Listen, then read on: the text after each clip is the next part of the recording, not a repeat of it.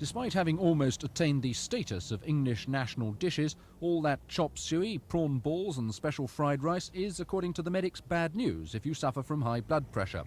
Researchers at the Charing Cross Medical School Blood Pressure Unit have calculated that a typical Chinese meal contains about 15 grams of salt, whereas the average daily intake is just 9 grams.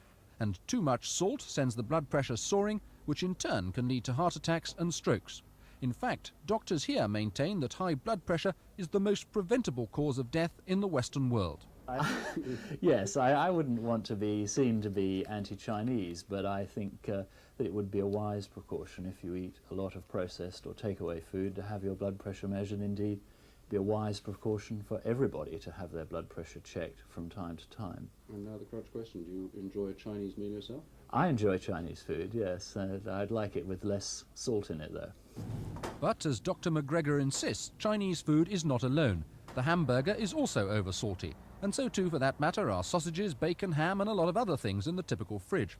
However, as Oriental food expert and restaurateur Kenneth Lowe was quick to point out, one thing you'll never find on a Chinese table is a salt cellar. Of course, it can be over-salted, but most Chinese are really quite light-handed in the use of salt.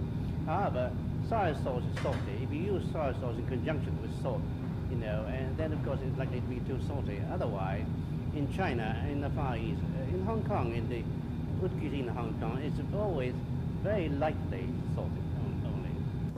Besides which, according to Mr. Lowe, so attached to Chinese food has the English palate become that no amount of medical statistics is likely to make much difference.